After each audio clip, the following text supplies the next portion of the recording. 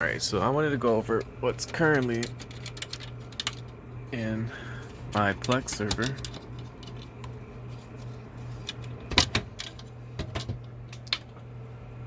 Alright, so we have the Ryzen 5 2600, we have a GTX 1050 Ti GPU, and we have a 500 gigabyte M.2, 512 gigabyte M.2.